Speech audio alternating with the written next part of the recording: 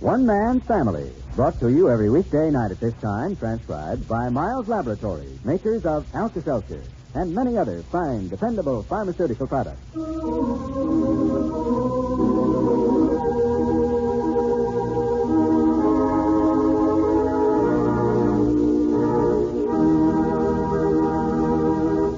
Overheard between Father and Mother Barbour and Clifford in the library of the family home. Elwood is coming to see Teddy tonight, Fanny. Well, is that so unusual, Henry? Yeah, what you want us to do about it, Dad? I want you to clear out of here so they can have this library to themselves. Dad, you ought to get a bow and arrow. You're running Cupid right out of business.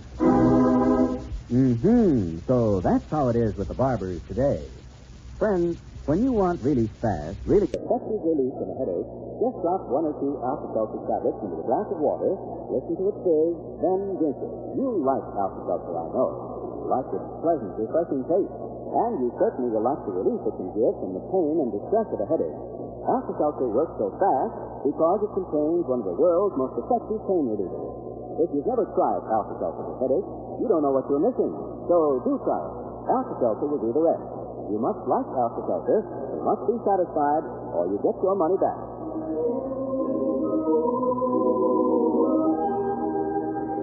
Chapter 12, Book 78.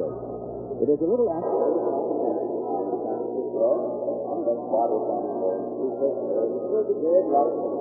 library where Fanny sits knitting. Sprawled out in an easy chair nearby is her son Clifford, absorbed in the evening paper. They look as if they might be quite content to spend the evening that way. But Henry has other ideas. Fanny? Oh, Fanny? Yes, Henry, I'm right here in the library. Where's Clifford? Oh, boy. I'm in here, too, Dad. Oh. I knew I was too comfortable. It couldn't last. Yes. There you are, eh, Clifford? Yeah, it's me. What do you want, Dad? Elwood's coming over to see Teddy tonight. Well, that's great, but I don't see what I can do about it. Oh, Clifford. Yes. What I meant was they're going to spend the evening here. They're not going out. And I thought it pleasanter for them to have the library to themselves. Don't you think so, Fanny? Well, whatever Teddy wishes, of course. Oh, I've already arranged it with him. All right. Did you come in to throw us out? No hurry. Well, I suppose I can find someplace else to read the paper. Just a minute, Clifford. I was looking for you because I thought it would be nice if you laid a fire in here. But Henry, it's not cold tonight. But the fire looks so cheerful, Fanny. They're engaged, you know. That's no reason to roast them. Oh, just thought it would be a more romantic atmosphere. I think Dad ought to get a bow and arrow. Sure, you're running Cupid right out of business. Oh, very amusing, ain't you? Clifford's right. Why don't you just let Teddy and Elwood alone? Well, that's exactly what I'm doing. Didn't I arrange for them to come in here tonight so they could be alone? I'm talking about making plans for them to get married before they're ready. Oh, just helping, that's all. Teddy might be called away. First thing you know, her leave will be up and they still won't be married. Well, why don't you just let them take care of all that? You fool around, let a fine man like Elwood slip through her fingers? Well, how about it? Do I build a fire or not? Oh, no, not necessary. Your mother says it's too warm. Well, don't you think it is yourself? You say no more about it. In that case, I'll fold my paper and silently make an exit, thereby making room for this. Oh, hiya, Teddy. Oh, Teddy. Come in, my dear. Come in. Hello. Look awful pretty tonight, honey. Thank you. Come and let me see you. Oh, you've seen us dress several times, Mother Barbour. Yes, has a simple graciousness. Elwood will like that. Well, be seeing you. Say hello to Elwood when you come, Teddy. You don't have to run off. Oh, wait, I'll get it. I'll send him right in. Yes, must be Elwood. Get your knitting together, Fanny. Henry, I have no intention of staying. You don't have to go, Mother Barbour. Oh, we'll stay long enough to say good evening to Elwood, of course. Oh, yes, right in the library, Elwood. Well, good evening. Oh, Yes, good evening. Try not to get here ahead of time, Teddy. He always complains I arrive early. When I said I'd be here at 8:15, that's exactly what it was, and I rang the doorbell. Sit down, Elwood, sit down. Fanny and I were just about to go anyway. Oh, please don't rush off, really. It's all right, Teddy dear. We were planning to go upstairs.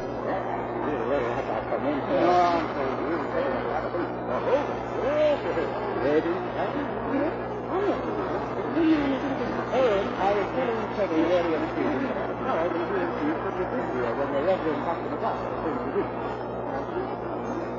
Night, Mother Barbour. Yes, they did. They're really good. Right. We're not going to go, Elwood. Barely after the car.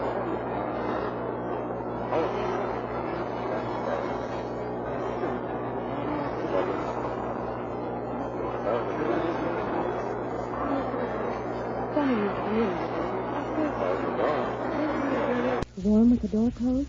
Why don't you sit there and Father Barbour's big easy chair and we'll talk, huh? All right. This is wonderful. I never saw a place that was more livable than this house and this library. Well, it's my idea of a real home, that's all. Gosh, I wish I could afford to have a place like this for us. But I'm afraid it'll be a long time. All those years in the Army, I'll practically be starting from scratch. Not that I regret giving my services to my country, I don't. Just that I'll have to start out my private practice pretty modestly. Maybe in one of the smaller towns around the bay. I'm keeping my eyes open for someone who might want to sell his practice. I got a few $100 Well, saved up. Elwood, I wouldn't go into anything until we know something more definite. As things are now, we don't know where we stand. Yes, but we know we're going to get married, Teddy. There's nothing indefinite about that, is there? No. If I hadn't intended to marry you, I wouldn't have accepted this engagement ring. Well, gosh, don't scare a fellow like that. For a second there, my heart did a real flip-flop. Well, all I was trying to say was that we can't possibly set any date. Why not? Elwood, how can we? Here I am on leave from the Army. I have to go back to duty before long, and who knows where I might be assigned. I might be in Japan or Korea next few weeks from now. Yes, but there's a better chance that you'll be assigned to Letterman Hospital right here in San Francisco. You told me that yourself. Oh, I know, but I haven't heard a word since I put in for that. I don't think it's going through. Well, we'll make it go through. It's got to. And even if it doesn't, why can't we get married anyway? With the possibility of a long separation? Oh, no, Elwood, that never works out. If I'm transferred someplace else, you'll have to wait. No, Teddy. See, that never works either. We'll get married before your leave is up, and if they send you away, why, I'll go with you. To Korea? Any place. See, I love you, Teddy. Well, you couldn't go there unless you were back in the Army, and that's impossible. Yes, that's true. It isn't my physical condition that's worrying you, is it? Oh, Elwood, you know it is, and that just makes me feel closer to you.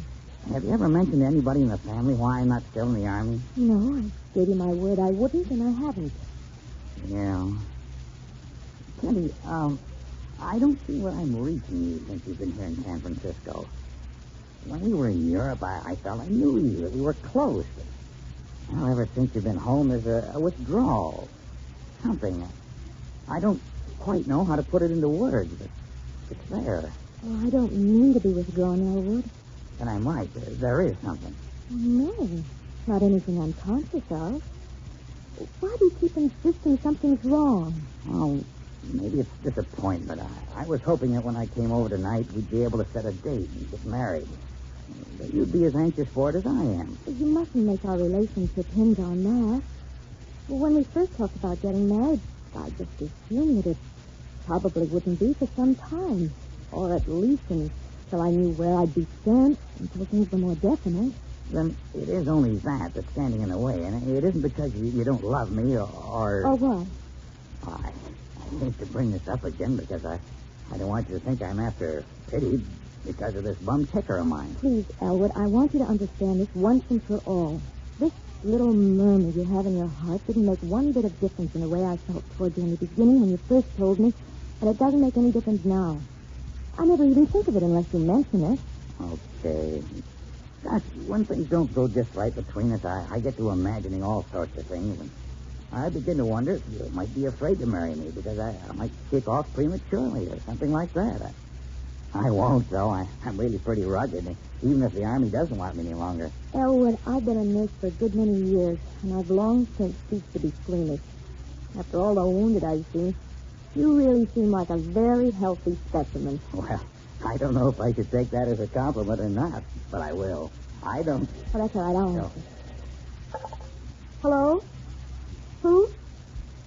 Well, this is Teddy Barbour speaking. Oh, yes, Major Dixon. Yes, I did.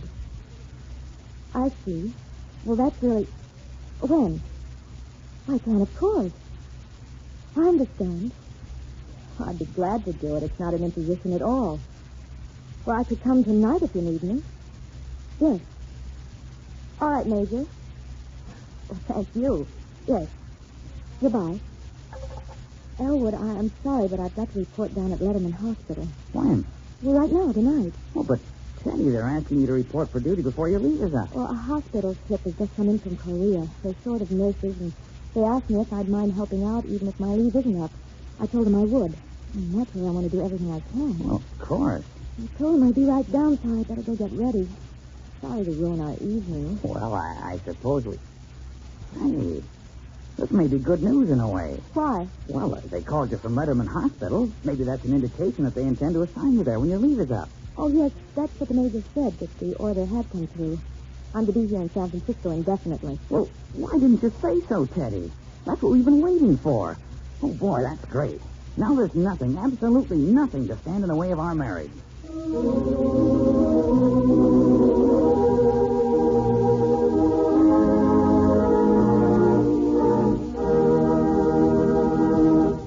Paul will be here in just a moment. What do you take for relief from acid indigestion? Well, I'll tell you how it is with me.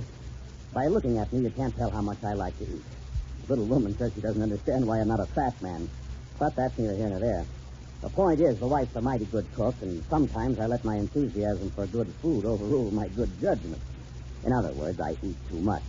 Of course, I shouldn't, but when I do, I know what to do. Yep, I just take Alka-Seltzer. It's the easiest thing in the world to take. Just a couple of tablets and a glass of water, and quick as a wink, it's ready to drink.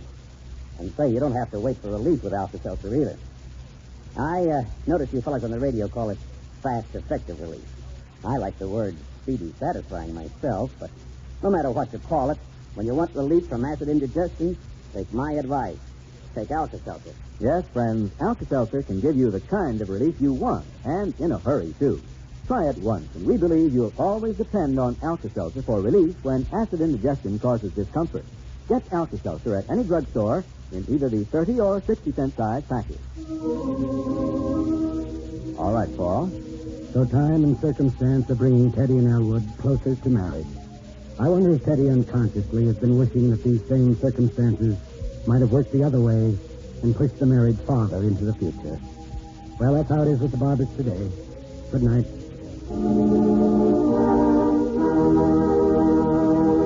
Mother's, a one-a-day brand multiple vitamin capsule every day ensures against vitamin deficiency. Lack of vitamins pulls you down, makes you feel dull and listless, often develops into vitamin deficiency disease. Take care of yourself and your family.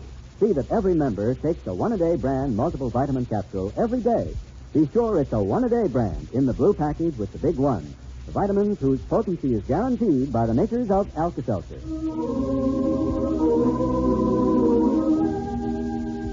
One Man's Family is brought to you every weekday night at this time, transcribed by Miles Laboratories, makers of Alka-Seltzer. Tomorrow, Chapter 13, Book 78. This is a Carlton E. Morse production, directed by Michael Raffetto.